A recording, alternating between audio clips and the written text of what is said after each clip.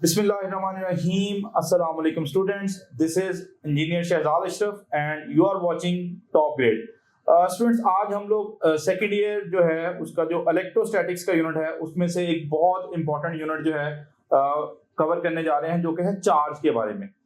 आज के इस लेक्चर में हम लोग ना सिर्फ चार्ज को डिस्कस करेंगे बल्कि चार्ज की तमाम तरह की प्रॉपर्टीज लाइक के quantization of charge, conservation of charge, कब चार्जेस अट्रैक्ट या रिपेल करेंगे, किन किन मुख्तलिफ तरीकों से हम लोग चार्ज जो है वो इंड्यूस कर रहे होते हैं, ये सारी कहानी आज के लेक्चर में चल रही होगी। और इंटरेस्टिंग बात ये है कि हम जो भी चार्ज की प्रॉपर्टी डिस्कस कर रहे होंगे हम साथ में प्रैक्टिस क्वेश्चन जो है वो ले रहे होंगे जो कि इंक्लूड किए गए हैं एमडीकैट पास पेपर से, और साथ में हम कुछ जनरल क्वेश्चन भी ले रहे होंगे ताकि चार्ज से रेलेवेंट जो भी बात हो रही हो स्टूडेंट्स आप उनको अच्छे तरीके से समझ पा रहे हो।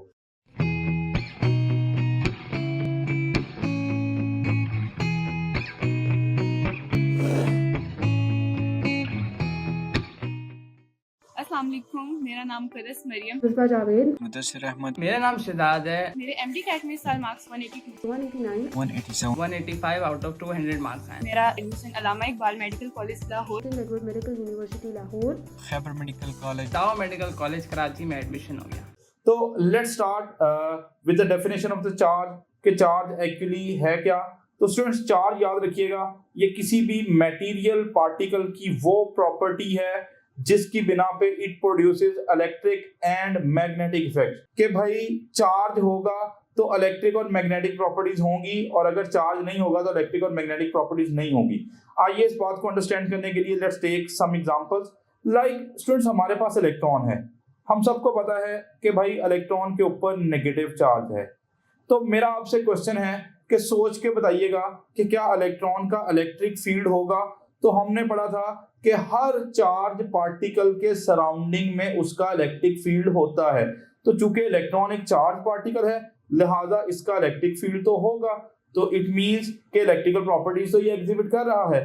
बट एक लम्हे के लिए सोचें कि अगर यही इलेक्ट्रॉन जो है वो एक वायर में से मूव करना शुरू कर दे तो स्टूडेंट्स अब ये इलेक्ट्रॉन जो है ये बेसिकली क्या बन जाएगा, करंट बन जाएगा। ये इलेक्ट्रॉन वायर में से मूव कर रहे हैं तो करंट है, और जैसे ही करंट गुजरेगा वायर के सराउंडिंग में आप लोग देखेंगे कि क्या प्रोड्यूस होगा, मैग्नेटिक फील्ड भी प्रोड्यूस हो जाएगा।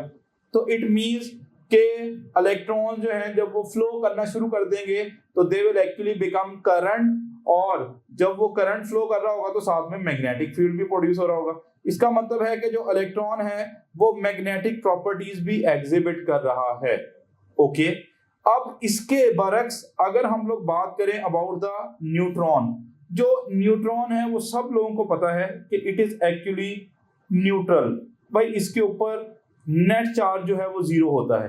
तो अब मेरा आपसे क्वेश्चन है कि भाई बताओ क्या न्यूट्रॉन का खुद का इलेक्ट्रिक फील्ड होगा। तो your answer will be no. भाई क्यों नहीं होगा, क्योंकि चार्ज पार्टिकल का इलेक्ट्रिक फील्ड होता है, न्यूट्रॉन के ऊपर कोई चार्ज नहीं है, इसका कोई इलेक्ट्रिक फील्ड नहीं होगा।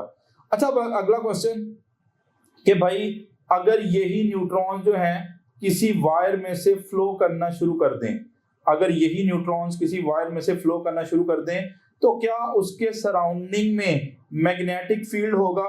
Again your answer will be no, क्योंकि भाई करंट ही नहीं है, चार्ज पार्टिकल के फ्लो से करंट होता है। तो neutron are non charge particles, तो उनका करंट ही नहीं है। तो जब करंट नहीं है तो फिर मैग्नेटिक प्रॉपर्टीज भी नहीं होंगी।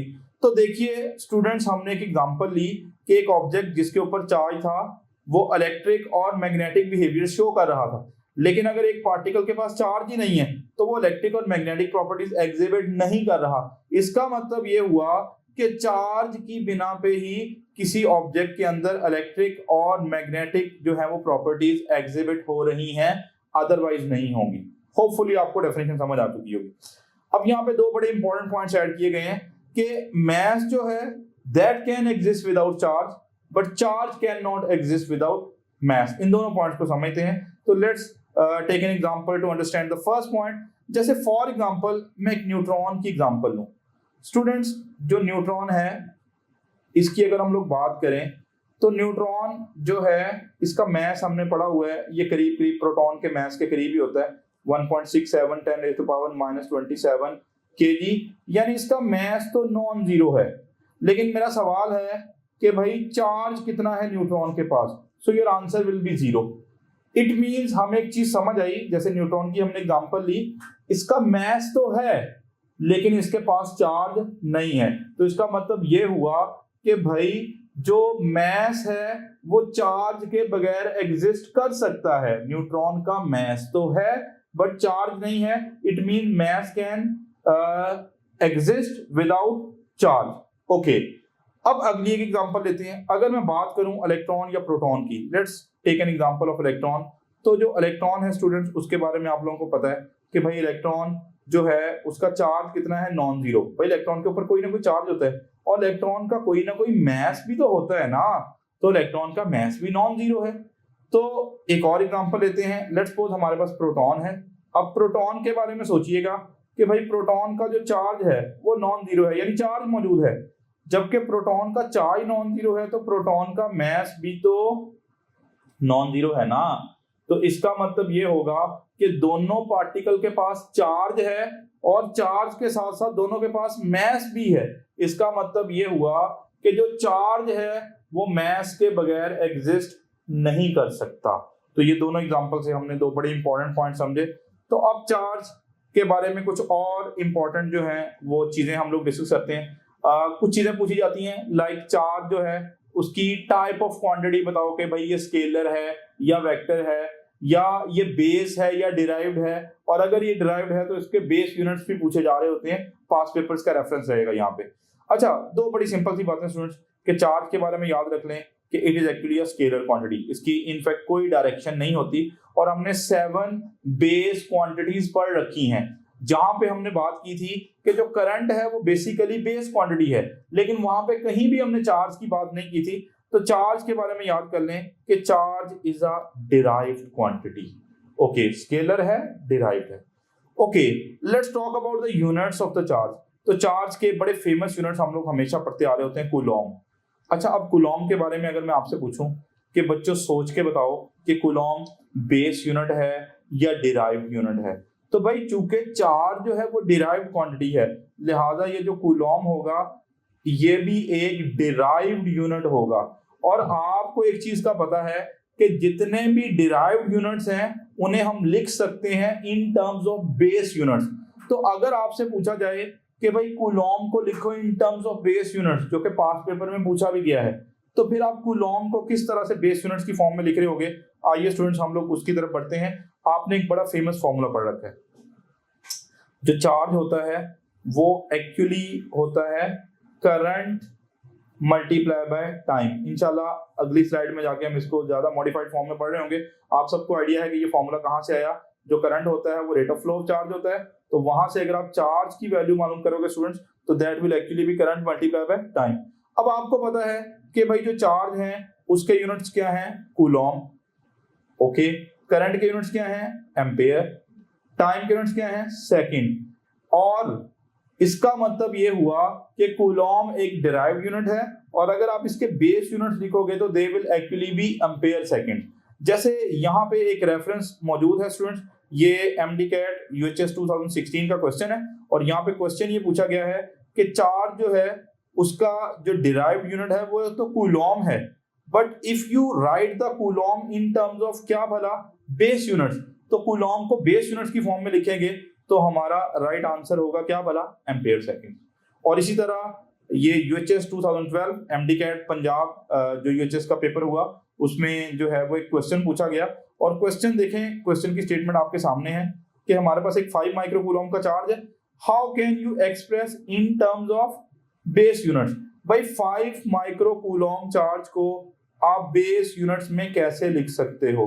तो इसका सही आंसर लिखा हुआ था स्टूडेंट्स, माइक्रो जो है उसका पता है सारे बच्चों को, ये बेसिकली 10⁻⁻⁶ होता है, और जो कूलॉम है उसकी जगह हम लोग क्या लिख सकते हैं, एम्पेयर सेकंड लिख सकते हैं। तो उसने 5 माइक्रो कूलॉम को ज्यादा बेहतर फॉर्म में बेस यूनिट्स के साथ जो लिखा हुआ था, that was 5 multiply by 10⁻⁻⁶ ampere second. तो ये तो बड़ी सिंपल सी कहानी हो गई कि भाई जो चार्ज है उसके बेस यूनिट जो है वो एम्पेयर सेकंड है, तो आपको कूलॉम को इन टर्म्स ऑफ एम्पेयर सेकंड जो है वो लिखना आना चाहिए।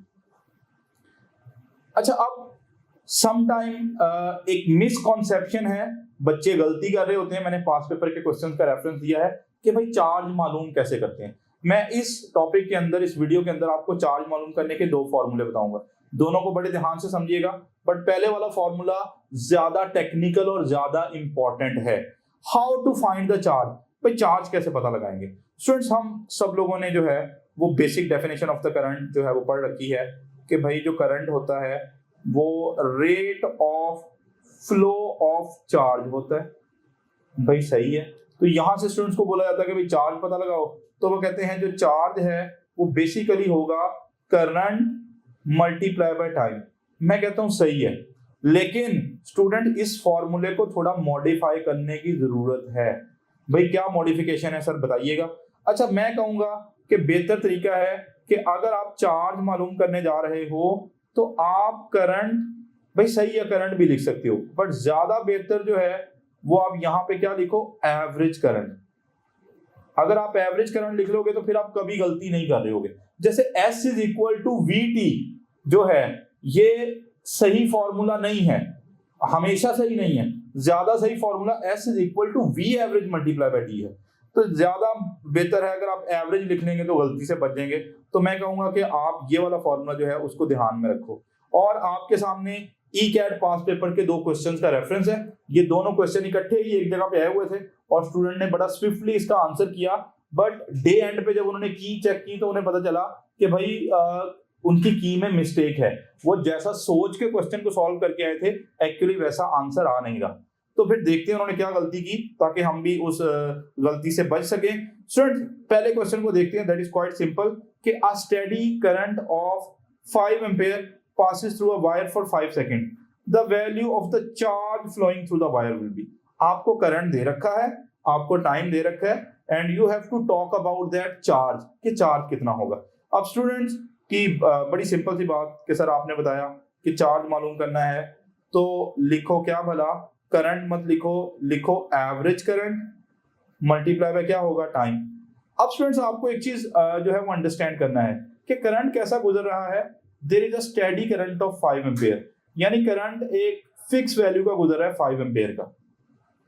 अब जब करंट की वैल्यू चेंज नहीं हो रही तो एवरेज करंट भी तो कितना आएगा, 5 एम्पीयर। यानी मैं ऐसे बोलूं कि एक गाड़ी जो है वो हर लम्हे 100 किलोमीटर पर आवर से जा रही है, तो अब मैं पूछूं इस गाड़ी की एवरेज स्पीड क्या होगी, तो आपका आंसर क्या होगा, 100 किलोमीटर पर आवर। तो अगर एक वायर में से 5 एम्पीयर का करंट कॉन्टिन्यूसली गुजर रहा है तो बताओ एवरेज करंट कितना होगा, तो एवरेज करंट भी 5 एम्पीयर आएगा। तो यहाँ पे you need not to find the average, और अगर आप एवरेज पता भी लगाएंगे तो आंसर 5 एम्पीयर ही आ रहा होगा। तो यहाँ पे तो चीजें बड़ी सिंपल है। करंट कितना है, 5 एम्पीयर, कितने टाइम के लिए गुजर रहा है, मेंशन्ड है 5 सेकंड्स के लिए। तो जैसे ही हम दोनों को मल्टीप्लाई करेंगे हमारा आंसर आएगा 25 कूलॉम, और यहाँ पे सही आंसर भी 25 कूलॉम था।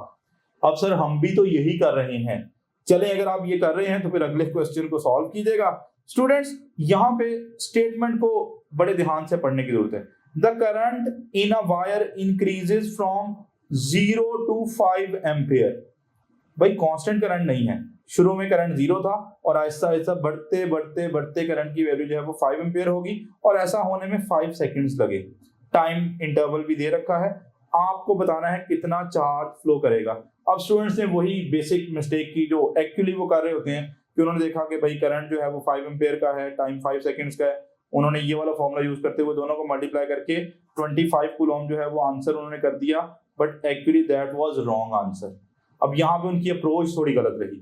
तो जो मैंने आपको सजेस्ट किया स्टूडेंट्स उसके साथ फिक्स रहें। हमने बात की थी कि whenever we are finding that charge, तो हमें करना क्या है, we have to multiply the average current by the time. भाई एवरेज करंट को टाइम से मल्टीप्लाई करना है। तो अब बताओ क्या करंट फिक्स वैल्यू का है, नहीं भाई, करंट जो है वो वेरी कर रहा है, तो फिर एवरेज कैसे पता लगाएंगे। अब नॉन वैल्यू देखें, करंट की शुरू में वैल्यू कितनी थी, 0, बढ़ते बढ़ते वैल्यू कितनी हो गई, 5, और दोनों करंट्स को ऐड करो और जितनी उनकी तादाद है, जैसे कितनी वैल्यूज हैं, 2 वैल्यूज हैं, तो उससे डिवाइड कर दो, ये एवरेज करंट आ गया। और अब आपको इस करंट को मल्टीप्लाई करना है जितना टाइम है, टाइम 5 सेकंड्स का है। तो स्टूडेंट्स एवरेज करंट जो आएगा वो हमारा 5/2 आ जाएगा, और उसको मल्टीप्लाई करेंगे 5 से तो ये बनेगा 25/2, और जो ही आप 25/2 को सॉल्व करेंगे your answer will be 12.5 coulomb. So right answer will be Charlie 12.5 coulomb. तो पहली इंपॉर्टेंट बात ये याद कर लें कि whenever you are finding the charge, you have to multiply the average current by the time. आप भी पाकिस्तान भर से हजारों तलबा की तरह घर बैठे FSC एंड ICS और एंट्री टेस्ट की कंबाइन तैयारी करके अपनी ड्रीम यूनिवर्सिटी में अपना दाखिला यकीनी बना सकते हैं। टॉप ग्रेड पाकिस्तान की वाहिद ऑनलाइन एकेडमी है जो लास्ट 7 ईयर्स से कंसिस्टेंट रिजल्ट्स डिलीवर कर रही है with highest success ratio. And not only this, we publish our scorecards officially every year. और हमारे हजारों स्टूडेंट्स के reviews, genuine reviews different platform पे जाके आप देख सकते हैं। टॉप ग्रेड पाकिस्तान की वाहिद एकेडमी है जो आपको एक्सक्लूसिव 100% मनी बैक गारंटी भी देती है। इसके अलावा टॉप ग्रेड वाहिद एकेडमी है जो आपको बेतहाशा मैचलेस फीचर्स ऑफर कर रही है जो आपको कोई दूसरी ऑनलाइन एकेडमी तो क्या फिजिकल एकेडमी भी ऑफर नहीं करते। ना सिर्फ इतना बल्कि टॉप ग्रेड ऐप को पाकिस्तान भर से हजारों स्टूडेंट्स, पेरेंट्स और टीचर्स का एतमाद हासिल है। अगर आप भी अपने ड्रीम मेडिकल कॉलेज या टॉप नॉच यूनिवर्सिटी में अपना दाखिला यकीनी बनाना चाहते हैं तो अभी टॉप ग्रेड ऐप डाउनलोड करें या हमारी website visit. Not the current by the time. हाँ, करंट को भी कर सकते हो जब कांस्टेंट वैल्यू का है, बट अगर वेरिएबल करंट है तो then you will have to find the average value of the current. Hopefully आपको बात जो है वो समझ आ चुकी है। स्टूडेंट्स, नेक्स्ट हम लोग बात करने जा रहे हैं चार्ज कुछ प्रॉपर्टीज एग्जिबिट करता है। एक तो हम पर्टिकुलरली जो इंपॉर्टेंट प्रॉपर्टी है जो कि है क्वांटाइजेशन ऑफ चार्ज, हम उसके बारे में बड़े अच्छे तरीके से इंशाल्लाह समझ रहे होंगे और मैं कुछ प्रैक्टिस क्वेश्चन भी साथ में ले रहा हूँ ताकि आपको बात जो है वो समझ आ रही हो। तो चार्ज में दो प्रॉपर्टीज हैं, एक तो वो क्वांटाइज रहता है, दूसरा कंजर्व रहता है। तो खैर ये दो प्रॉपर्टीज हम वन बाय वन डिस्कस करने जा रहे हैं। तो first of all we are going to discuss about the quantization of charge कि भाई चार्ज जो है वो क्वांटाइज्ड रहता है। ओके, मैं पहले एक जनरल सी बात करूंगा और फिर उसके बाद आपको क्वांटाइजेशन ऑफ चार्ज के तरफ जो है वो लेके जाऊंगा। स्टूडेंट्स, पहली बात देखें जो यहाँ पे लिखी हुई है कि the smallest charge that can exist independently is charge on electron. भाई दुनिया में सबसे छोटा चार्ज जो इंडिपेंडेंटली एग्जिस्ट कर सकता है वो कौन सा है? That is actually the charge on electron. मैं ऐसा नहीं बोल रहा कि भाई इलेक्ट्रॉन से छोटे चार्जेस अवेलेबल नहीं है, नहीं भाई इलेक्ट्रॉन से छोटे चार्जेस हैं। लाइक आपने क्वार्क्स के बारे में पढ़ रखा है, ठीक है, जैसे अप है, डाउन है, स्टेंज है, चार्म है, टॉप है, बॉटम है, there are different types of quarks. भाई किसी के ऊपर जो चार्ज है वो +2/3e यानी इलेक्ट्रॉन के चार्ज का 2/3, ठीक है।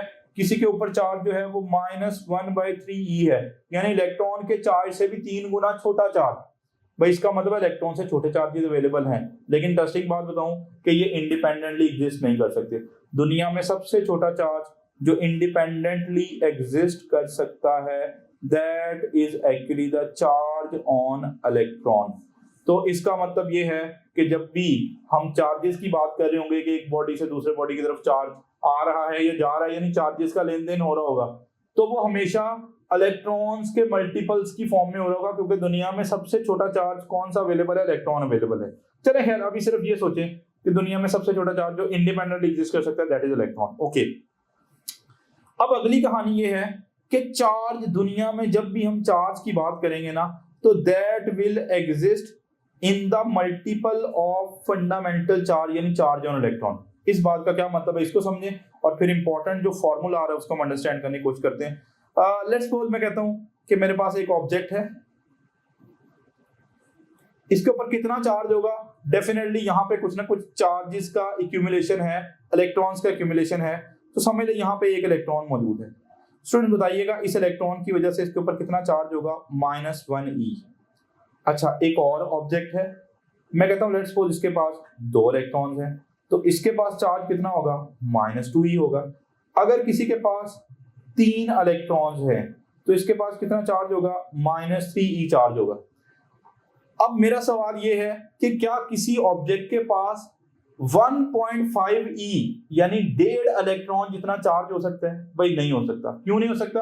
क्योंकि दुनिया में इलेक्ट्रॉन से छोटा चार्ज जो है वो इंडिपेंडेंटली एग्जिस्ट नहीं कर रहा।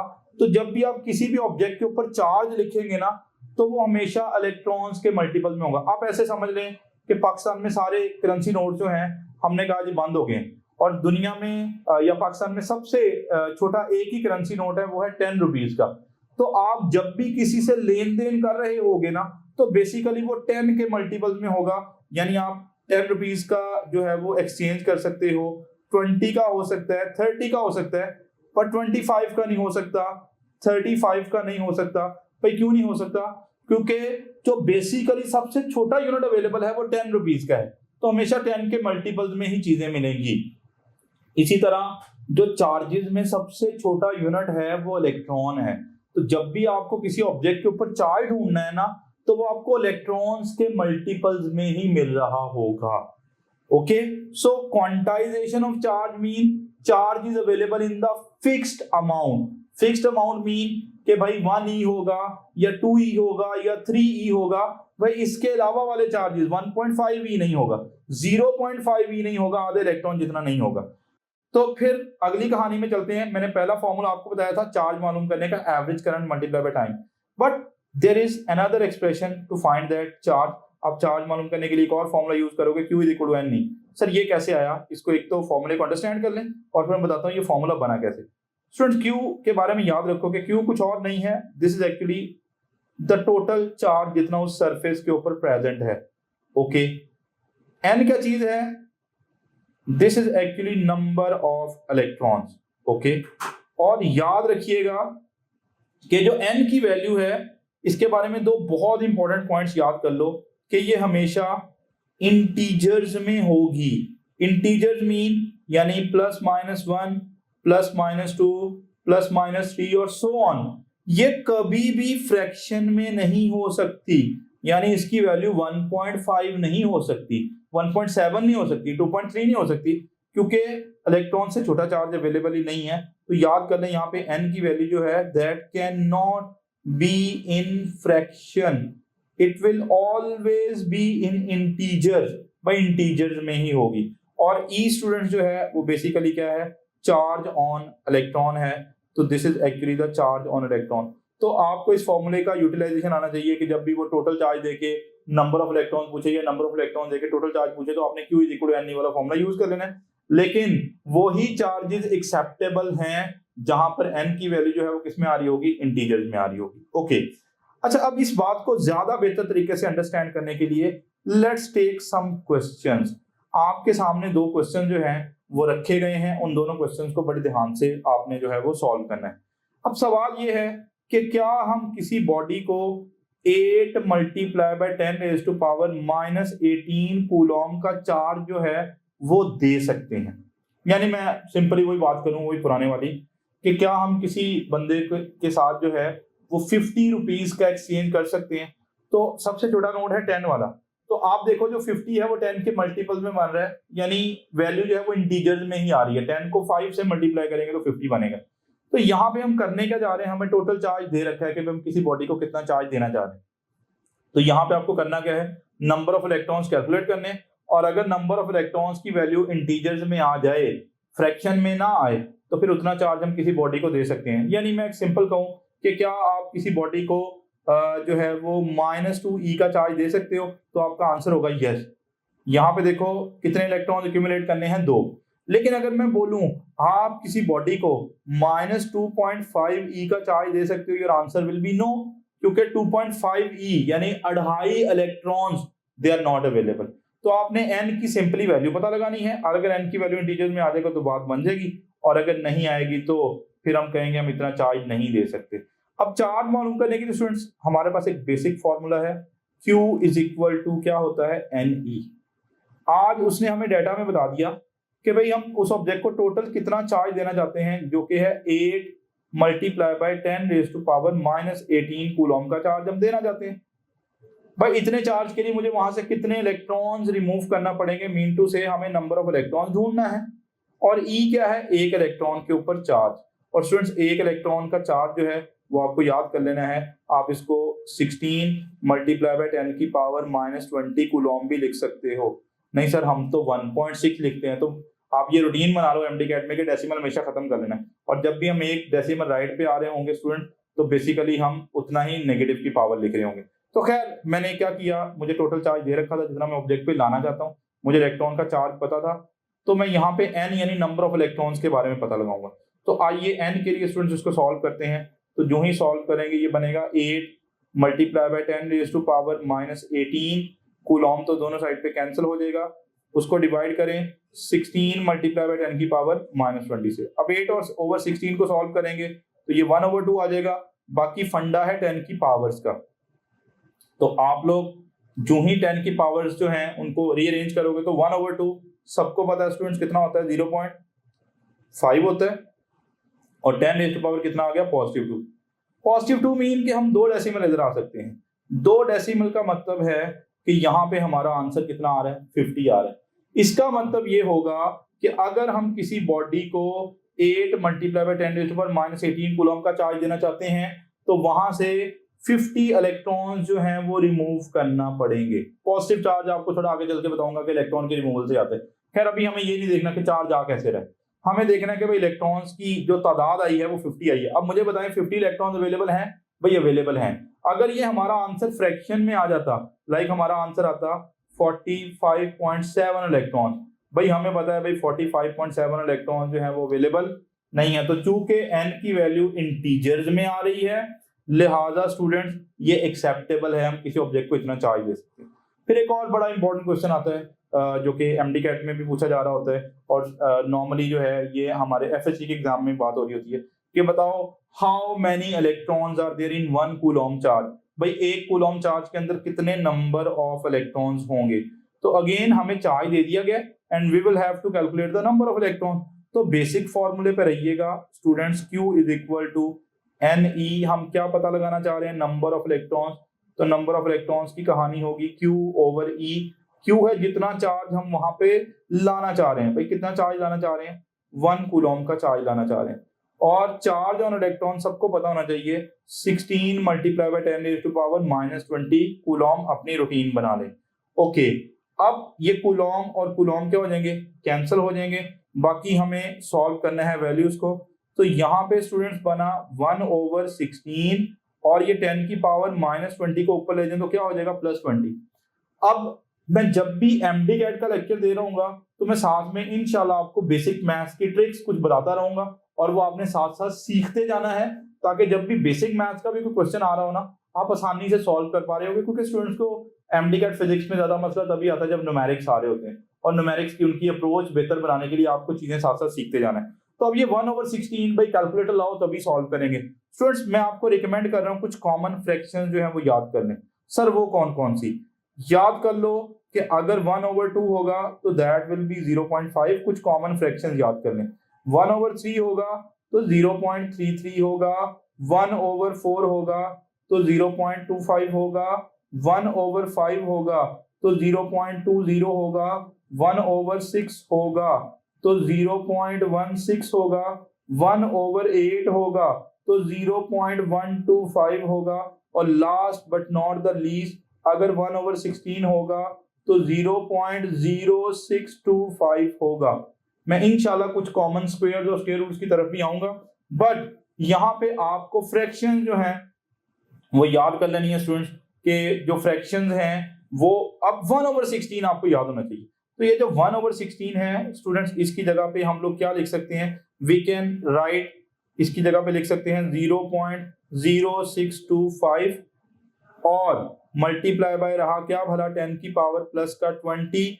अब आप ऐसा करो 2 डेसिमल राइट पे आ जाओ तो your answer will be 6.25 10 raise to power 18। जितना राइट में आओ उतना माइनस करना होता है। अब बच्चों का यहाँ पे एक प्रॉब्लम है कि सर आपने कहा था ये आंसर फ्रैक्शन में नहीं आना चाहिए, ये तो फ्रैक्शन में आ गया, यानी 1 कूलम चार्ज के लिए इतने इलेक्ट्रॉन हमें वहां पे रखना पड़ेंगे। तो बच्चों ये फ्रैक्शन नहीं है, इसको ध्यान से देखो। जैसे मैंने थोड़ी देर पहले बताया था कि हमारा आंसर आया था 0.5 मल्टीप्लाई बाय 10 की पावर +2, तो इट मीन ये फ्रैक्शन नहीं है। जब आप 2 डेसिमल इधर गए थे तो आंसर 50 बना था, तो ये भी फ्रैक्शन नहीं है। देखें इसके साथ 10 की पावर 18 है, तो जब आप यहाँ पे toward the right 18 decimal places toward the right move करोगे ना तो हमारा आंसर जो है वो एक कंप्लीट जो है वो इंटीजर ही आ रहा होगा, वो फ्रैक्शन में नहीं आ रहा होगा। स्टूडेंट्स, नेक्स्ट हमने बात करनी है कंजर्वेशन ऑफ चार्ज के बारे में। क्वांटाइजेशन तो हमने सीख ली, चार्ज ना सिर्फ क्वांटाइज रहता है बल्कि कंजर्व रहता है। अब what actually the conservation of charges, तो तीन बड़े इंपॉर्टेंट पॉइंट लिखे हुए हैं। द फर्स्ट पॉइंट इज के the total charge of an isolated system remains conserve. ठीक है, जैसे मास कंजर्व रहता है वैसे ही चार्ज भी हमेशा कंजर्वेशन की तरफ जा रहा होता है। और याद रखिएगा कि net charge of the universe जो है वो कांस्टेंट है और उसकी वैल्यू अगर आपसे पूछी जाए तो दैट इज 0। और फिर तमाम तरह के जितने भी हम लोग रिएक्शन लिख रहे होते हैं, इधर दे आर न्यूक्लियर रिएक्शन और जनरल रिएक्शन, उन सब में स्टूडेंट्स याद रखिएगा कि जो चार्ज है वो हमेशा कंजर्व रह रहा होता है। ठीक है, तो मैंने यहाँ पे लिखा है कि तमाम तरह के न्यूक्लियर रिएक्शन मतलब जनरल रिएक्शन में भी चार्ज कंजर्व रहेगा। मैं कुछ एग्जांपल ले लेता हूँ। जैसे फॉर एग्जांपल कि कभी कभार क्वेश्चन आ रहा होता है कि भाई हमारे पास है नाइट्रोजन का 7 और 14 वाला आइसोटोप है। स्टूडेंट, इसके ऊपर हमने एक अल्फा पार्टिकल जो है वो स्ट्राइक करवा दिया, एक अल्फा पार्टिकल स्ट्राइक करवा दिया और उसने बताया कि जो प्रोडक्ट्स बनी वो बन रही हैं, एक तो ऑक्सीजन का 8 और 17 वाला आइसोटोप बन रहा है। अब वो साथ में पूछ रहा है कि एक और एलिमेंट बनेगा, बताओ ये अननोन एलिमेंट कौन सा होगा। मतलब ऐसे क्वेश्चन आते हैं कि बताओ जो प्रोडक्ट में अननोन एलिमेंट है वो कौन सा बन रहा है। तो जब भी ऐसी कोई कहानी पूछी जाए तो हमेशा जितने भी न्यूक्लियर रिएक्शन होते हैं स्टूडेंट्स, उसमें ना सिर्फ मास बल्कि चार्ज भी कंजर्व रह रहा होता है। तो अगर आपने कंजर्वेशन ऑफ चार्ज वाला रूल यूज कर लिया तो you can identify that element, और जब एलिमेंट आइडेंटिफाई हो जाएगा तो वही तो हमें ढूंढना था एक्चुअली। अब एक इंपॉर्टेंट चीज बता रहा हूँ। Assalamu alaikum. My name is Malaika Talimar. Alhamdulillah, I got 196 out of 200 marks and secured third position in MDCAT 2024. मैं इस टाइम बात करना चाहती हूँ सेकेंड ईयर के स्टूडेंट से जिन्होंने अभी नेक्स्ट ईयर MDCAT देना है। मेरी आप लोग को यही एडवाइस है कि आप लोग MDCAT की तैयारी अभी से शुरू कर दें। आप लोग FSC में ही अगर MDCAT की तैयारी शुरू कर देंगे तो आप लोगों के लिए आगे बहुत बेनिफिशियल है। इसके लिए आप लोग यूँ कर सकते हैं कि आप एक ऑनलाइन अकेडमी ज्वाइन करें। इसका फ़ायदा ये होगा कि आप लोग जिस वीक में आपने जो टॉपिक पढ़ा है, आप इन पे सैटरडे संडे को उस टॉपिक का लेक्चर लें, उसके MCQs प्रैक्टिस करें। इसके लिए आपको इतना ज़्यादा टाइम आपका FSC का भी ज़ाया नहीं होगा और आपकी MDCAT की तैयारी भी होती रहेगी। और इस तरह से आपको बहुत फ़ायदा होगा MDCAT की तैयारी में, क्योंकि आपका बहुत सारा काम पहले ही हो चुका होगा। तो मेरी ये एडवाइस है कि आप लोग FSC में ही MDCAT की तैयारी शुरू कर लें। ये गलती मैंने की थी कि मैंने FSC में ही MDCAT की तैयारी शुरू नहीं की थी, और यही वजह थी मेरी कि मैं एक MDCAT रिपीटर थी और फर्स्ट टाइम में MDCAT क्लियर नहीं कर सकी थी। सो आप लोग इस गलती से बचें। इंशाल्लाह आप लोग भी एक अच्छे मेडिकल कॉलेज में ज़रूर एडमिशन लेंगे। माय नेम इज़ साद शबीर। मैंने MDCAT 2024 में 197 मार्क्स हासिल किए हैं अलहम्दुलिल्लाह। और मेरी MDCAT जर्नी ये है कि लास्ट ईयर मैंने MDCAT 2023 में 165 मार्क्स हासिल किए थे, जो कि नॉट इनफ थे। तो इस साल मैंने MDCAT रिपीट किया। लास्ट ईयर जब मैंने फ़िज़िकल एकेडमी ज्वाइन की थी तो उसमें काफ़ी सारे प्रॉब्लम्स आई थिंक और उनमें सबसे ज़्यादा बड़ा प्रॉब्लम मेरे ख्याल में हॉस्टल लाइफ था, क्योंकि हॉस्टल लाइफ का बिल्कुल भी मुझे एक्सपीरियंस था ही नहीं। और उसमें सबसे ज़्यादा प्रॉब्लम ये थे कि जिस तरह से खाना वगैरह का प्रॉब्लम होता है, पहले 2-3 वीक्स तो ऐसे ही लग जाते हैं, मतलब रूटीन सेट करने में जिस तरह से होता है। और इसके अलावा फिर प्रैक्टिकल्स भी होते हैं सेकेंडरी के बाद, सेकेंडरी के प्रैक्टिस, और उनमें कब सारे भी होते हैं, तो काफ़ी टाइम वेस्ट हुआ।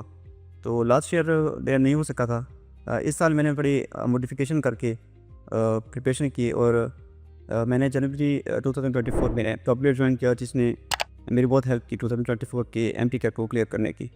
सबसे ज़्यादा मैं उनको ही थैंक यू करना चाहूँगा कि उन्होंने मेरी बड़ी हेल्प की। और इसके अलावा ये कि प्रैक्टिस MCQs के लिए मैंने उनको यूज़ किया।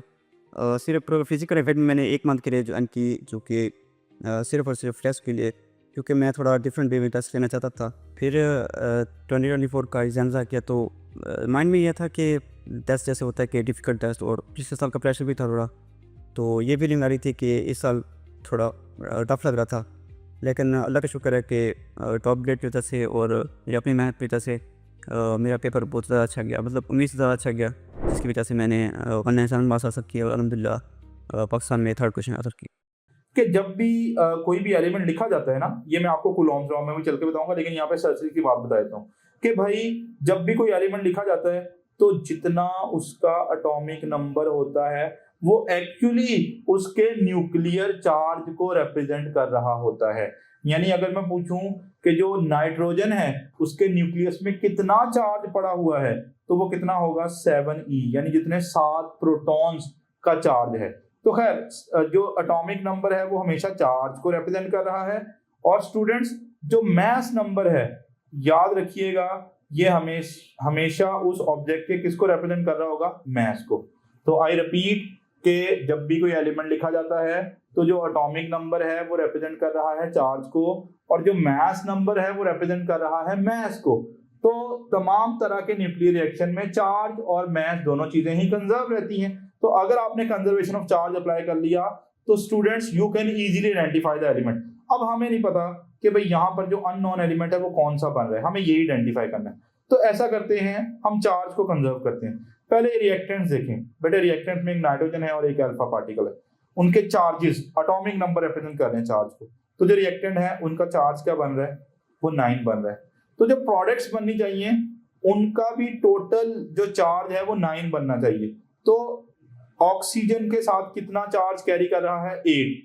तो अब मुझे बताओ 9 बनाने के लिए जो नया एलिमेंट हमारे पास यहाँ पे बन रहा है उस नए एलिमेंट का एटॉमिक नंबर क्या होना चाहिए, 1। क्योंकि जब मैं उसका एटॉमिक नंबर 1 रखूंगा ना तो तभी जाके मेरा दोनों साइड जो है वो बैलेंस हो रही होंगी, यानी चार्ज कंजर्व रह रहा होगा। यहाँ भी 9 चार्ज है और यहाँ भी 9 चार्ज है e in terms of proton. Okay, तो हमने पता लगा लिया कि भाई ये ऐसा एलिमेंट जिसका एटॉमिक नंबर 1 है। और अब एटॉमिक नंबर 1 जो होता है वो तो आपको पता है हाइड्रोजन का होता है। अब हाइड्रोजन में भी एक कबात है कि भाई हाइड्रोजन का कौन सा आइसोटोप है, प्रोटियम वाला है, ड्यूट्रियम वाला है, ट्रिटियम वाला है। एलिमेंट तो आपने आइडेंटिफाई कर लिया। अब आपने स्टूडेंट्स करना क्या है, मास को भी कंजर्व करना है। अब रिएक्टेंट्स का मास देखें, जो रिएक्टेंट के मासेस हैं वो है 14 + 4 यानी 18। तो जो प्रोडक्ट्स बन रही हैं उनका भी टोटल मास 18 होना चाहिए। तो अब होगा क्या, यहाँ पे देखो कितना ये ऑक्सीजन ने कैरी किया हुआ मास 17। तो अब बताओ मैं 17 में फर्दर कितना ऐड करूं कि मेरा आंसर 18 आ जाए, तो 1।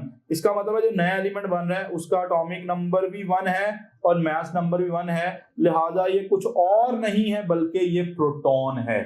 तो अगर आपको कोई ऐसा क्वेश्चन आ जाए कि भाई कौन सा जो है वो नया एलिमेंट बना है तो आपने चार्ज और मास को कंजर्व करके कर देना है।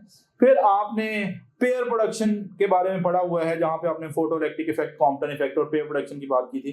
तो पेयर प्रोडक्शन में स्टूडेंट्स हमने बात की थी कि एक गामा रे जो है जब वो हैवी न्यूक्लियाई से टकराती है, एक हैवी न्यूक्लियस से टकराती है, तो यहाँ पे हमारे पास इलेक्ट्रॉन और पॉजिट्रॉन पेयर जो है वो प्रोड्यूस होते हैं। अब एक सवाल आता था कि क्या अकेला इलेक्ट्रॉन प्रोड्यूस हो सकता है, नहीं, इलेक्ट्रॉन के साथ पॉजिट्रॉन ही प्रोड्यूस होगा। भाई ऐसा क्यों? अब स्टूडेंट्स कहानी है कंजर्वेशन ऑफ चार्ज की। ये जो गामा रेज हैं ये सब लोग जानते हैं, they are actually electromagnetic radiations. और जो इलेक्ट्रोमैग्नेटिक रेडिएशंस होती हैं इनका कोई चार्ज नहीं होता। तो जो हमारे पास प्रोडक्ट्स बननी चाहिए वहां पर भी हमारा जो नेट चार्ज है वो कितना होना चाहिए, 0। भाई ऐसा क्यों होना चाहिए? क्योंकि मैंने बताया कि तमाम तरह के रिएक्शन में चार्ज कंजर्व रहता है। तो अगर रिएक्टेंट साइड पे चार्ज 0 है तो प्रोडक्ट का भी चार्ज 0 बनना चाहिए। और प्रोडक्ट का चार्ज 0 तभी बनेगा जब दो इक्वल और ऑपोजिट चार्जेस होंगे। आपको पता है इलेक्ट्रॉन और पॉजिट्रॉन इक्वल और ऑपोजिट चार्ज हैं, तो नेट चार्ज मिलकर क्या बना रहे होंगे, 0। तो अब आपको कहानी समझ आ रही है कि वहां पे पेयर प्रोडक्शन ही क्यों हुई थी, इलेक्ट्रॉन के साथ पॉजिट्रॉन क्यों एमिट हुआ था जाके। तो चार्ज कंजर्व रहेगा। अच्छा, अब स्टूडेंट्स चार्ज से रिलेवेंट कुछ और इंपॉर्टेंट पॉइंट्स की तरफ बढ़ते हैं कि भाई कब किसी ऑब्जेक्ट के ऊपर पॉजिटिव चार्ज आएगा और कब किसी ऑब्जेक्ट के ऊपर नेगेटिव चार्ज आएगा। और जब नेगेटिव चार्ज आएगा तो तब मास पे क्या फर्क पड़ेगा, और जब पॉजिटिव चार्ज आएगा तो तब मास पे क्या फर्क पड़ेगा। चलें स्टूडेंट्स, किसी भी ऑब्जेक्ट पे पॉजिटिव चार्ज कब आता है तो यहाँ पे लिखा हुआ है कि पॉजिटिव चार्ज तभी आएगा whenever there will be loss of electrons. ठीक है भाई, इलेक्ट्रॉन लॉस हो जाएंगे तो पॉजिटिव चार्ज आएगा।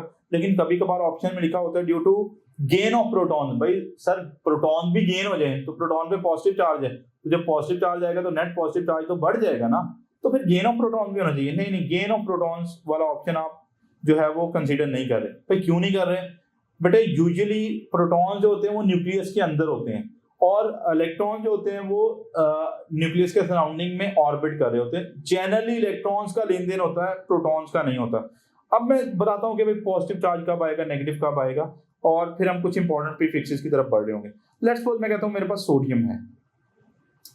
अच्छा स्टूडेंट्स, सोडियम के बारे में बात करते हैं। सोडियम का एटॉमिक नंबर 11 है और मास नंबर 23 है। अब मेरा सवाल है कि भाई सोडियम का जो सोडियम के पास एक्चुअली कितने इलेक्ट्रॉन्स हैं। तो भाई जितना एटॉमिक नंबर होता है, अगर ये खैर वो नहीं है, इसमें कोई इलेक्ट्रॉन लूज या गेन नहीं किया, तो इसके पास जो इलेक्ट्रॉन्स की तादाद है वो 11 है। और 11 इलेक्ट्रॉन का जो चार्ज होगा वो आप सबको पता है कि भाई एक इलेक्ट्रॉन का चार्ज होता है वो माइनस ही होता है। तो 11 इलेक्ट्रॉन्स के कॉरेस्पॉन्डिंग जो चार्ज आएगा वो -11 ही आएगा। अब 11 इलेक्ट्रॉन है तो इसके न्यूक्लियस में 11 प्रोटॉन्स भी होंगे। अब मेरा सवाल है प्रोटॉन्स की वजह से टोटल चार्ज कितना होगा। अब प्रोटॉन्स कितने हैं? 11। एक प्रोटॉन का चार्ज कितना है? E। तो बताओ टोटल 11 प्रोटॉन्स की वजह से कितना चार्ज होगा? +11 E।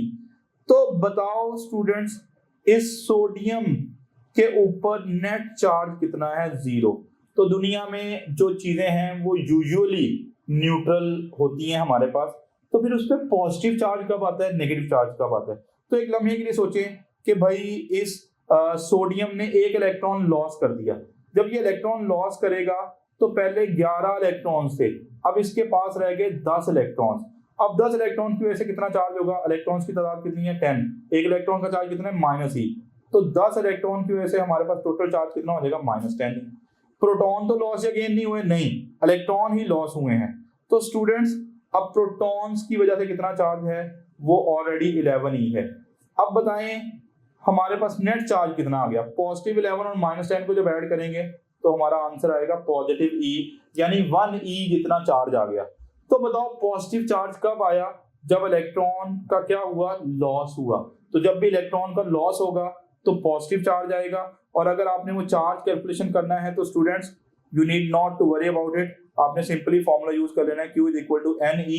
N है जितने इलेक्ट्रॉन्स लॉस हुए हैं और E है चार्ज ऑन दैट इलेक्ट्रॉन। और नेगेटिव चार्ज कब आएगा स्टूडेंट्स? याद कर लो, जब भी इलेक्ट्रॉन आके ऐड हो रहे होंगे। जब भी इलेक्ट्रॉन आके ऐड हो रहे होंगे तो डेफिनेटली पहले जितना पॉजिटिव था उतना नेगेटिव था, अब कुछ और नेगेटिव चार्ज आके ऐड हो रहा है। तो कुछ और नेगेटिव चार्ज जब आके ऐड होगा तो नेगेटिव का एक्यूमुलेशन ज्यादा हो जाएगा। तो नेगेटिव चार्ज तभी आएगा whenever there will be gain of electrons. But बच्चे कहते हैं सर लॉस ऑफ प्रोटॉन्स भी तो हो सकता है। तो आई टोल्ड यू कि प्रोटॉन्स यूजुअली ऐड या रिमूव नहीं हो रहे होते, हम हमेशा इन टर्म्स ऑफ इलेक्ट्रॉन ही बात कर रहे होते हैं। और अगर आपको नेगेटिव चार्ज पता लगाना है तो you will be using this one formula, Q = -NE। Simply यहाँ पे N क्या है? जितने इलेक्ट्रॉन्स आके क्या हुए हैं गेन, वो आपको पुट करने हैं। अच्छा, अब ना 2 बड़े इंपॉर्टेंट पॉइंट स्टूडेंट आपको याद करने हैं कि जब भी किसी बॉडी पे पॉजिटिव चार्ज आएगा तो तब उसके मास पे क्या फर्क पड़ेगा, और जब किसी बॉडी पे नेगेटिव चार्ज आएगा तब उसके मास पे क्या फर्क पड़ेगा। चलें बताइएगा, पॉजिटिव चार्ज आएगा कब? जब इलेक्ट्रॉन लॉस हो जाएगा। मतलब ये एक बॉडी था, ठीक है, इसमें इसके ऊपर पॉजिटिव चार्ज कब आएगा? जब इसमें से कुछ इलेक्ट्रॉन्स निकल जाएंगे। चले मैं कहता हूँ लेट्स सपोज एक इलेक्ट्रॉन ही निकल गया, इस पे कौन सा चार्ज आ गया? पॉजिटिव आ गया।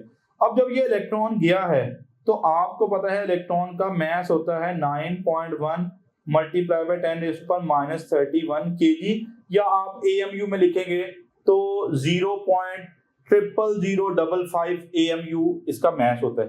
तो जब ये इलेक्ट्रॉन गया है तो ये ना सिर्फ चार्ज लेके गया है बल्कि साथ में अपना मास भी तो लेके गया है ना। हमने बात की थी चार्ज कभी मास के बगैर एग्जिस्ट नहीं कर रहा। तो जब चार्ज जाएगा तो साथ में मास भी जाएगा, और जब मास चला गया तो पीछे जो ऑब्जेक्ट बन रहा है डेफिनेटली उसका मास जो है वो क्या हो जाएगा? कम हो जाएगा, क्योंकि इलेक्ट्रॉन जाते हुए मास साथ ले गया है। तो when a body gets positive charge, students याद रखिएगा इसका मास क्या कर देगा? डिक्रीज, क्योंकि इलेक्ट्रॉन जाते हुए मास साथ लेके गया है। और नेगेटिव चार्ज आता क्या कब है? जब इलेक्ट्रॉन गेन होते हैं। तो जब आके किसी ऑब्जेक्ट के ऊपर इलेक्ट्रॉन ऐड होएगा, मतलब एक इलेक्ट्रॉन आके ऐड हुआ तो इलेक्ट्रॉन की वजह से इसके ऊपर कौन सा चार्ज आएगा? नेगेटिव। अब जब इलेक्ट्रॉन आया है स्टूडेंट तो साथ में मास भी तो लेके आ रहा है ना अपना, ना सिर्फ चार्ज ऐड हुआ है बल्कि मास भी ऐड हुआ है। तो जब इलेक्ट्रॉन आके ऐड हो रहा है उसके साथ में मास भी ऐड हो रहा है आके, तो इसका मतलब ये होगा कि जब नेगेटिव चार्ज आएगा यानी इलेक्ट्रॉन्स ऐड होंगे तो साथ में मास भी ऐड होगा, जिसकी वजह से ऑब्जेक्ट का मास जो है वो क्या कर देगा? इंक्रीज कर देगा। तो 2 MCQs आते हैं। Strictly speaking, when a body gets positive charge, so it's math. तो जब भी पॉजिटिव आएगा इलेक्ट्रॉन के निकलने से आएगा, इलेक्ट्रॉन निकलेगा तो मैथ भी निकलेगा, मैथ कम हो जाएगा। और अगर वो नेगेटिव चार्ज के बारे में पूछे स्टूडेंट, तो नेगेटिव चार्ज इलेक्ट्रॉन के गेन होने से आएगा, तो मैथ के एक्यूमुलेशन से आएगा, तो मैथ बढ़ जाएगा। ओके, अच्छा अब इसमें थोड़ा सा मैं दो चीजें बता रहा हूँ कि भाई जब भी दो चीजों को रब किया जाता है ना, तो एक की इलेक्ट्रोनेगेटिविटी ज्यादा होती है, वो इलेक्ट्रॉन गेन कर लेता है, और एक की इलेक्ट्रोनेगेटिविटी कम होती है, वो इलेक्ट्रॉन जो है वो लूज कर देता है। ओके, तो फिर वो कभी कभार क्वेश्चन कर रहा होता है कि भाई हम दो चीजों को रब कर रहे हैं और उन रबिंग वाले ऑब्जेक्ट पे कौन से ऑब्जेक्ट के ऊपर कौन सा चार्ज आ रहा होगा। तो दो बड़ी कॉमन एग्जांपल है स्टूडेंट्स, याद कर लें। एक तो है ग्लास रॉड और सिल्क क्लॉथ की। अगर मैं एक काम करूं कि मेरे पास एक ग्लास रॉड हो स्टूडेंट्स, इस ग्लास रॉड को अगर मैं रब करूं एक सिल्क क्लॉथ के साथ, तो अब मेरे से सवाल पूछा जाए कि भाई इस ग्लास रॉड के ऊपर कौन सा चार्ज होगा, और पूछा जाए सिल्क के ऊपर कौन सा चार्ज होगा, तो हम प्रिडिक्ट तो नहीं कर सकते, हमें मुख्तलिफ चीजों की इलेक्ट्रोनेगेटिविटीज का वैल्यूज याद करना होगा। अब स्टूडेंट्स जो ग्लास रॉड है उसका इलेक्ट्रोनेगेटिविटी कम होता है, तो जब उसका इलेक्ट्रोनेगेटिविटी कम होगा स्टूडेंट्स, तो ये इलेक्ट्रॉन लूज कर देगा। तो याद रखिएगा इस ग्लास रॉड के ऊपर कौन सा चार्ज आएगा, पॉजिटिव चार्ज आ जाएगा। और जो सिल्क है इसकी इलेक्ट्रोनेगेटिविटी ज्यादा होती है, लिहाजा ये इलेक्ट्रॉन को क्या कर लेगा, गेन कर लेगा, और इलेक्ट्रॉन को गेन करेगा तो इसके ऊपर कौन सा चार्ज आ जाएगा, नेगेटिव। तो अगर सवाल आए कि ग्लास रॉड और सिल्क को हम रब कर रहे हैं, तो ग्लास रॉड जो है that will get positive charge, और जो सिल्क होगा that will get negative charge. और इसी तरह एक और बड़ी कॉमन एग्जांपल है कि जो एबोनाइट है उसको अगर हम वूल के साथ रब कर रहे हैं, तो एबोनाइट पे कौन सा चार्ज आएगा और वूल पे कौन सा आएगा। तो एबोनाइट जो है, एबोनाइट और वूल में अगर हम बात करें तो एबोनाइट कंपैरेटिवली ज्यादा इलेक्ट्रोनेगेटिव है। तो जब ये ज्यादा इलेक्ट्रोनेगेटिव है, तो जैसे ही एबोनाइट को हम लोग वूल के साथ रब करेंगे, तो मैंने बोला एबोनाइट जो है वो ज्यादा इलेक्ट्रोनेगेटिव है, तो एबोनाइट के ऊपर जो है वो कौन सा चार्ज आएगा, नेगेटिव। और जो वूल हमारे पास है स्टूडेंट्स, उसका टेंडेंसी होगा कि वो इलेक्ट्रॉन लूज कर देगा, तो लिहाजा वूल के पास कौन सा चार्ज आ जाएगा, पॉजिटिव। तो ये मत समझिएगा कि वो जो क्लोथ होगा, कोई जैसे हमने सिल्क ली थी कि भाई उसके ऊपर हमेशा नेगेटिव भी आएगा, लेकिन पॉजिटिव भी आ रहा है, ठीक है। तो ये पेयर याद कर लें। फिर जब भी वो चार्ज की कैलकुलेशंस करने के लिए बोल रहा होता है, तो कुछ प्रीफिक्सेस स्टूडेंट बड़ी इंपॉर्टेंट है, जो कि मिलियन, बिलियन और ट्रिलियंस हैं, ठीक है। तो मैं कहूंगा आप इन्हें याद करें। मिलियन सारे स्टूडेंट्स जो हैं वो याद कर लें, 10⁻⁻⁻6 होता है। बिलियन जो होता है वो 10⁻⁻⁻9 होता है, और जो ट्रिलियन होता है वो 10⁻⁻12 होता है। तो ये कुछ प्रीफिक्सेस याद कर लें। आगे मैं क्वेश्चन ले रहा हूँ, उन क्वेश्चन में ये काम आएंगी, तो मैं यहीं पे कहूंगा कि वीडियो को पॉज करके प्रीफिक्सेस याद कर लें, ताकि क्वेश्चन में आपको मसाइल ना हो। अच्छा, अब कुछ क्रिटिकल थिंकिंग की तरफ चलते हैं। जो हमने सारा पढ़ा कि कब पॉजिटिव आएगा, कब नेगेटिव, कभी हमें चार्ज का कैलकुलेशन भी करना पड़ेगा। अब सवाल को स्टूडेंट सुनते हैं। सवाल में उसने बोला कि a body loses 1 million electrons, बताओ इसके ऊपर कितना चार्ज आएगा। ओके, अब चार्ज मालूम करने का सर फॉर्मूला तो हमने पढ़ रखा है भाई। जब भी हम चार्ज मालूम करते हैं हमारे पास फॉर्मूला होता है Q = +-NE। अब मेरा सवाल है कि पॉजिटिव चार्ज आएगा कि नेगेटिव, तो आपको स्टेटमेंट में गौर करना है। यहाँ पे क्या हो रहा है, लॉस ऑफ इलेक्ट्रॉन। और हमने बात की थी कि whenever there is a loss of electron, तो हमारे पास कौन सा चार्ज आएगा, पॉजिटिव चार्ज आएगा। और चार्ज मालूम करने का फॉर्मूला क्या है, Ne। N क्या चीज है, जितने नंबर ऑफ इलेक्ट्रॉन्स लॉस हो रहे हैं। तो अब उसने बताया भाई कितने इलेक्ट्रॉन लॉस हो रहे हैं, यहाँ पे लिखा हुआ है 1 मिलियन इलेक्ट्रॉन जो है वो लॉस हो रहे हैं। तो भाई कितना चार्ज आएगा, हो गया भाई। यहाँ पे नंबर ऑफ इलेक्ट्रॉन स्टूडेंट्स कितने हैं, 1 मिलियन। मिलियन बोले तो 10⁻⁻6 प्रीफिक्सेस याद होनी चाहिए, और एक इलेक्ट्रॉन के ऊपर चार्ज स्टूडेंट्स 1.6 10⁻⁻19 कूलॉम है। तो you can write it, your answer will be 1.6 10⁻⁻19 और प्लस का 6, सो ये बनेगा -13 कूलॉम। तो अगर कोई बॉडी जो है वो 1 मिलियन इलेक्ट्रॉन लॉस कर देता है, तो इसके ऊपर जो चार्ज आएगा वो आपके सामने है। अब अगला क्वेश्चन सुने। एक लम्हे के लिए जब ये क्वेश्चन आपके सामने आते हैं तो आपको इनको सॉल्व करना थोड़ा मुश्किल होता है, लेकिन अब जब प्रीफिक्सेस याद होंगी और चार्ज का फॉर्मूला याद होगा तो आप आसानी से इवैल्यूएट कर रहे होगे।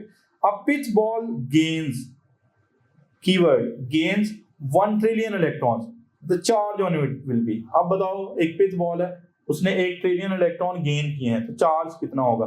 पहले बताओ पॉजिटिव चार्ज होगा कि negative? So your answer must be negative. क्यों? क्योंकि इलेक्ट्रॉन गेन हो रहे हैं, और जब भी इलेक्ट्रॉन गेन होंगे तो स्टूडेंट्स कौन सा चार्ज आएगा? नेगेटिव। और चार्ज कैलकुलेट कैसे करेंगे? Q is equal to -NE से। My name is Dr. Muazzam Manzoor. Medicine is my profession and teaching is my passion. Teaching का काम मैं शौक से करता हूँ।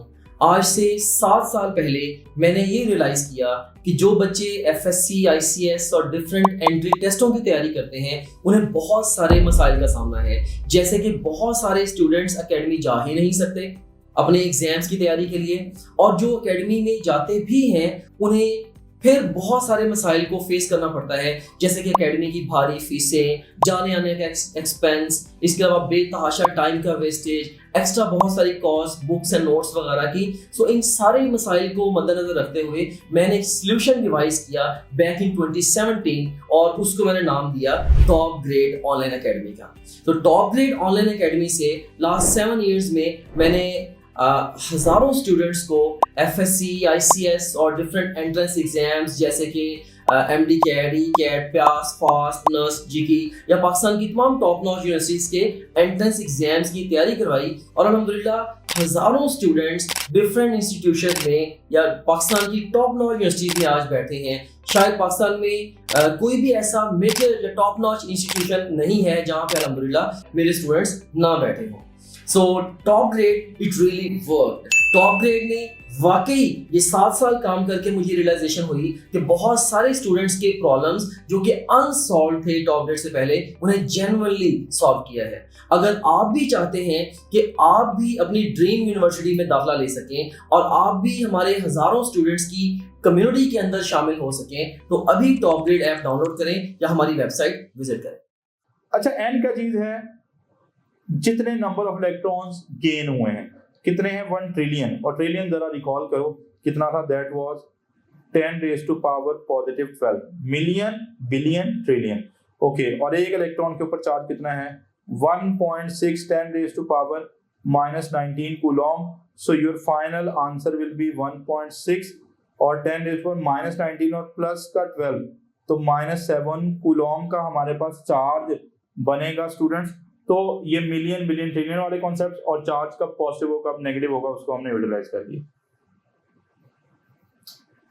अच्छा, अब चार्ज की स्टूडेंट्स लास्ट प्रॉपर्टी की तरफ, और ये भी बड़ी इंपॉर्टेंट प्रॉपर्टी है। यहाँ भी बच्चों का कुछ मिसकॉन्सेप्शन है जिसको उन्हें सही करने की जरूरत है कि कब चार्जेस जो है वो एक दूसरे को अट्रैक्ट करेंगे, कब चार्जेस रिपेल करेंगे, और फिर उससे रेलेवेंट क्वेश्चन आ रहे होते हैं। और ये हमारी जो है वो लास्ट हम चार्ज की प्रॉपर्टी की तरफ मूव कर रहे हैं।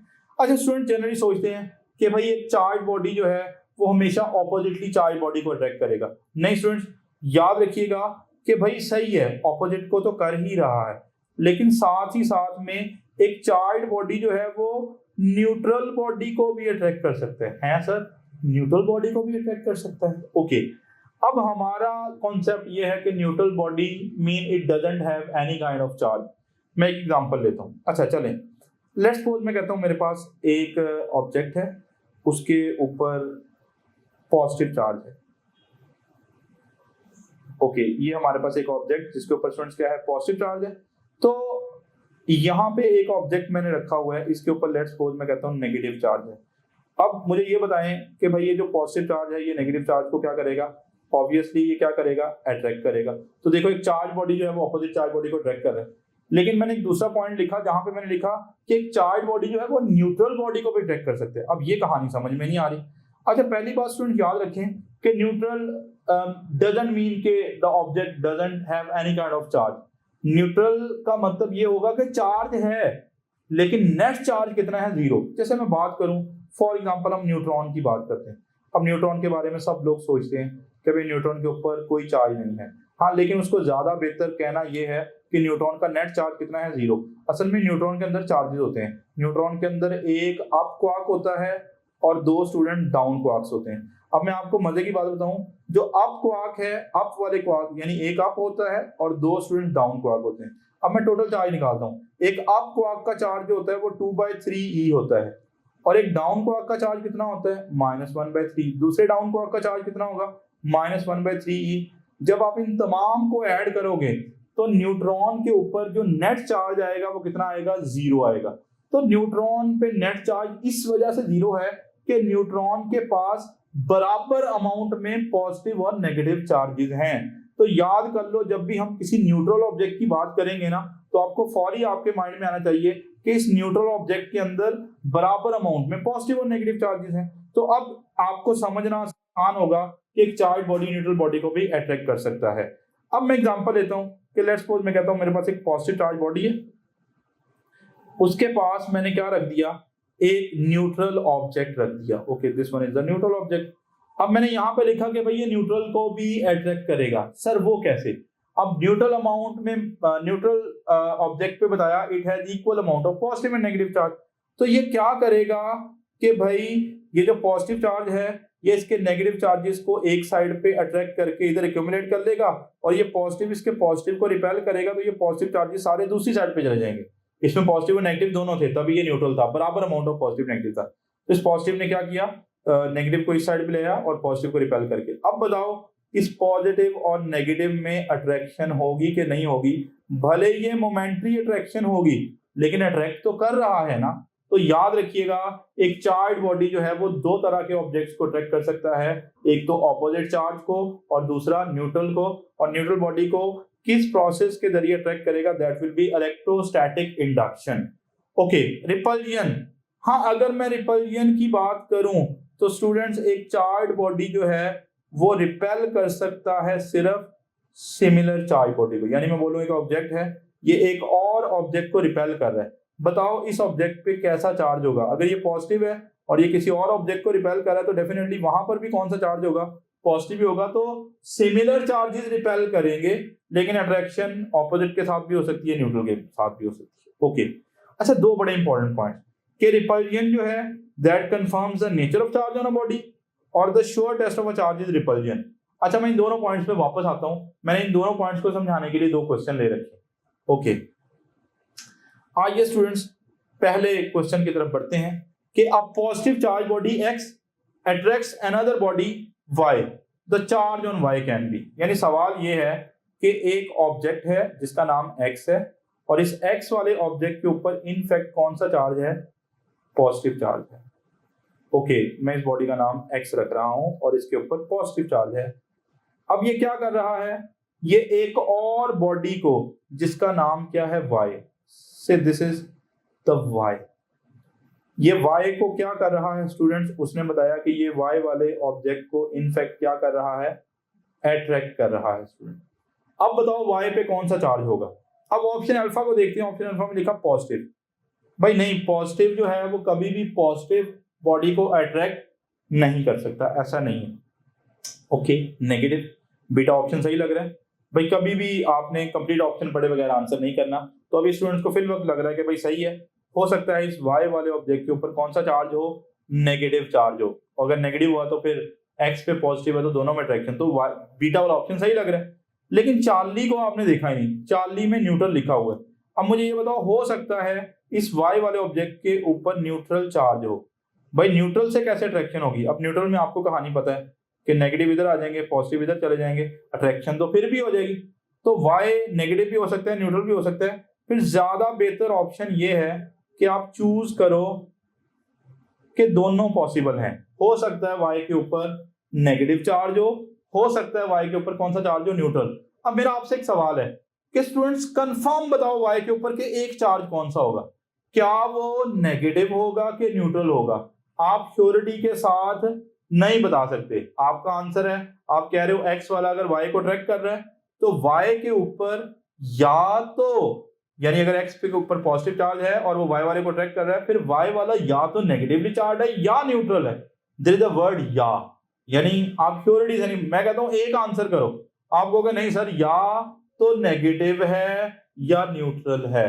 तो देखिए, आप श्योरिटी से नहीं बता सकते। तो अगर मुझे वाई के ऊपर पता लगाना है कि श्योरिटी से पता लगाना है कौन सा चार्ज है, तो क्या वो मैं अट्रैक्शन के जरिए पता लगा सकता हूं? नहीं, अट्रैक्शन कभी भी कंफर्म नहीं करेगी कौन सा चार्ज है। हाँ स्टूडेंट्स, अगर मैं बोलता कि भाई एक पॉजिटिवली चार्ज बॉडी है एक्स, वो एक और बॉडी जिसका नाम है वाई, और ये वाई को क्या कर रहा है? रिपेल। अब बताओ वाई पे कौन सा चार्ज है? तो मैं धड़ल्ले से इसका आंसर करूंगा कि भाई वाई के ऊपर भी पॉजिटिव चार्ज है, क्योंकि एक चार्ज बॉडी जो है वो सिमिलर चार्ज बॉडी को रिपेल कर सकता है। तो अगर एक पॉजिटिव चार्ज बॉडी एक्स एक बॉडी वाई को रिपेल कर रहा है तो वाई के ऊपर कौन सा चार्ज होगा? तो students you will surely be saying कि वाई के ऊपर कौन सा चार्ज होगा? पॉजिटिव चार्ज होगा। तो इसका मतलब है अगर आप किसी ऑब्जेक्ट के ऊपर श्योरिटी से पता लगाना चाह रहे हो कि कौन सा चार्ज है तो वो अट्रैक्शन से नहीं आएगा स्टूडेंट्स, वो कहां से आ रहा होगा? वो रिपल्जन से आ रहा होगा। तो इसी वजह से ये 2 पॉइंट्स लिखे गए हैं कि भाई जो sure test of a charge है, यानी अगर आपने श्योरिटी से पता लगाना है कि कौन सा ऑब्जेक्ट के ऊपर कौन सा चार्ज है तो रिपल्जन के जरिए ज्यादा बेहतर पता चलेगा, और रिपल्जन ही जो है वो नेचर ऑफ चार्ज जो है उसको कंफर्म कर रहा होता है। You can also download TopGrade app from Google Play Store or App Store. Visit www.topgrade.pk. For more information, contact 0304 111 5060.